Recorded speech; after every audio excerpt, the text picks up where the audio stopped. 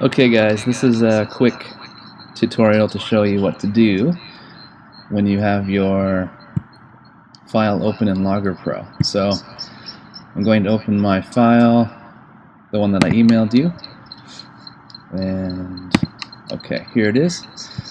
And if you take this slider down here, you can see the data for all 4 runs in the data table here. Run 5, it automatically added, but we did not do run 5, so we want to get rid of that. Just go up to dataset options, go on run 5, and say hide the dataset. So now you're left with just run 1, 2, 3, and 4. So how do we get the data back into the graph here that we want? Let's start with the oxygen graph.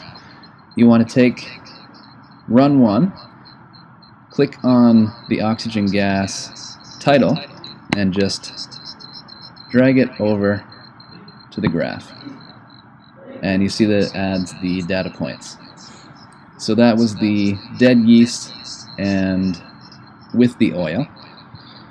And we'll go over to run 2, click on the oxygen gas, bring it in, and that's your data for the dead yeast and no oil.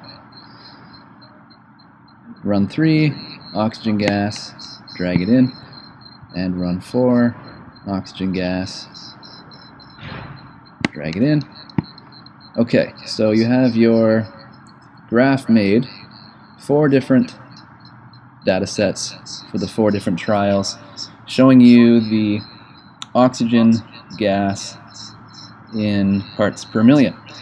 So now you can go ahead and highlight each of the lines where you start to see the linear trend occur. So if we go back to run 1, we can see that the little bit at the beginning is a little off. It jumps up or down for all of these.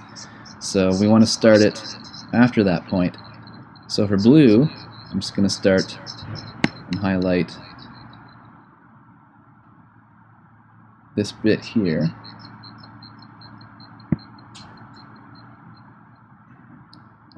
Is that highlighting everything or just run 1?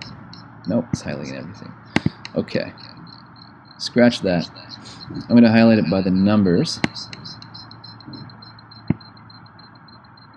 And linear fit.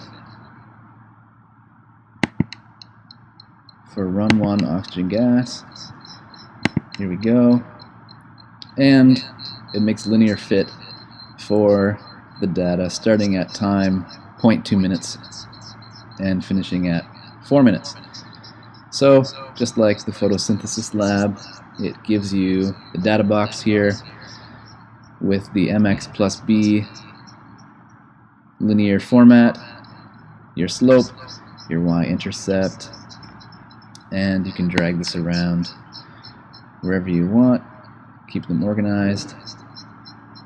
And of course, don't forget to annotate each line, indicating which trial it is and whether it's the dead or the living yeast, and if we had the anaerobic conditions with oil or aerobic conditions without oil.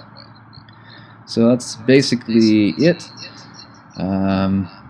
You can save this graph when you're done, and you can reopen the original file that was emailed to you and do the same thing for the CO2 data, dragging the 4 data sets into a new graph and analyzing each of the 4 again for CO2.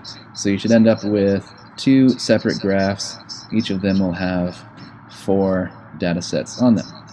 So hopefully that helps you out.